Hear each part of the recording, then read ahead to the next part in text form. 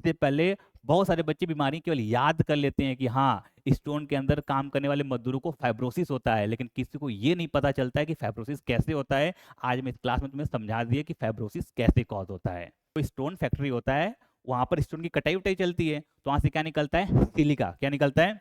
और सिलिका कहाँ आ जाता है बताओ? इस इन्वायरमेंट में आ जाता है। और चूंकि वहीं काम कर रहे हो, तो जब वो सांस लेते हैं तो सिलिका उनके अंदर कहाँ चला जाता है? फेफड़ों के अंदर चला जाता है। अब रोज तुम सिलिका अगर तुम्हें इनहेल करोगे तो बॉडी को क्या लगता है? अच्छा, लंग्स किसका बना हुआ है? बहुत सारे टिश्यू का बना हुआ है, उसके अंदर कनेक्टिव टिश्यू भी है, और कनेक्टिव टिश्यू है तो उसके अंदर बताओ क्या होंगे? फाइब्रोब्लास्ट और बाकी कोशिकाएं भी होंगी। तो जैसे ही तुम सिल्का खाए, जैसे तुम सिल्का खाए, क्या सिल्का सूंघे तुम्हारे लंग्स के अंदर गया, तो लंग्स के अंदर जो कनेक्टिव टिश्यू है, उस कनेक्टिव टिश्यू के अंदर जो मैक्रोफेज है, इसको लगता है या तो ये दुश्मन है। क्या लगता है? ये तो दुश्मन है। और उस दुश्मन को ये जाकर घोट जाता है, जाकर क्या करता है? ये घोट जाता है। किसको?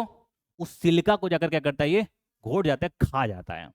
अब उसको इस बात का पता नहीं चलता है कि दुश्मन उससे भी ज्यादा क्या है?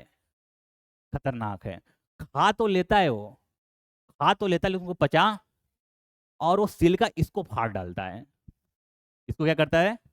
फाड़ डालता है। अच्छा, एक सिल्का मान के चलो, किसी एक मैक्रोफेज ने सिल्का खाया, सिल्का खा लिया, ठीक है, सिल्का ने उसको फाड़ दिया। अब सिल्का वहां से निकल गया ना, सिल्का जो खाया था उसको थोड़ी कुछ हुआ। अब वो क्या करेगा? दूसरे मैक्रोफेज पर, दूसरे से, तीसरे से, सबको मार डालेगा। अब जब सारे मैक्रोफेज मरना शुरू करेंगे ना, तो लंग्स के अंदर जो कनेक्टिव टिश्यू लगेगा, जो कनेक्टिव टिश्यू होगा, उसको लगेगा क्या ये इमरजेंसी कंडीशन है। क्या है ये?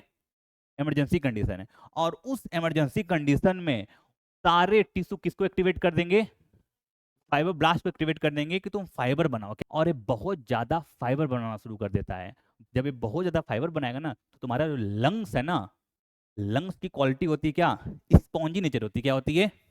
अब जब बहुत ज्यादा फाइबर बनेगा ना, तो लंग्स हार्ड हो जाएगा। लंग्स कैसा हो जाएगा? और जब लंग्स हार्ड हो जाएगा तो सांस लेने में क्या होगी? दिक्कत होगी। सांस लेने में क्या होगी?